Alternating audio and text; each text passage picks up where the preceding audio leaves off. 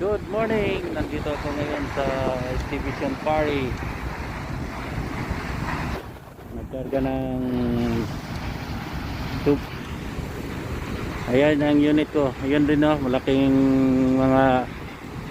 mga equipo dito sa Stevenson sa quarry. Ayun, malaki yung mga dump truck nila. Pati yung water truck nila malaki rin. Ayan, ito yung pinakargahan ko. Yan.